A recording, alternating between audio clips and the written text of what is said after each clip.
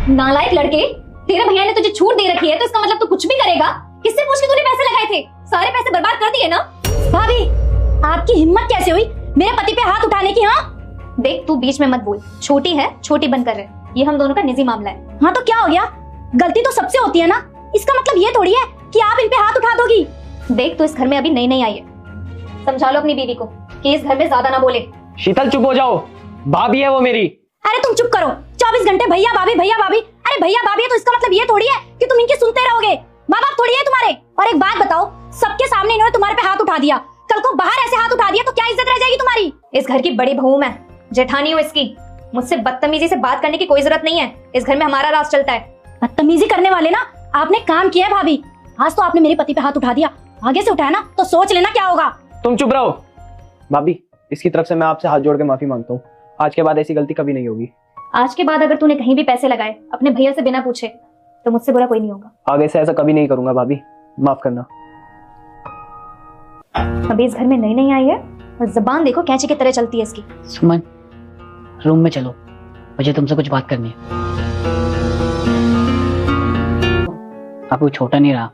जब तुम नई नई इस घर में आई थी तब वो स्कूल में पढ़ता था। अब उसकी शादी हो गई है, उसकी बीवी है। अगर उसकी बीवी के सामने तुम उसे थप्पड़ मारोगी तो कैसा लगेगा? और वो तुम्हारी इज्जत करता है, इसलिए उसने कुछ नहीं बोला।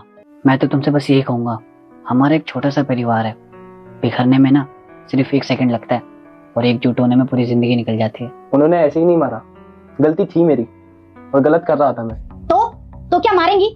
अरे समझा भी तो सकती थी प्यार से। और एक बात और, इस घर में जितना पैसों पे हक उनका है ना उतना तुम्हारा भी है। लेकिन रुस्तम, वो हमारे लिए तो अभी भी छोटा ही है ना। अरे मानता हूँ छोटा है, लेकिन एक सही तरीका होता है। उसे तुम प्यार से समझाती, समझ जाता, क्या पता।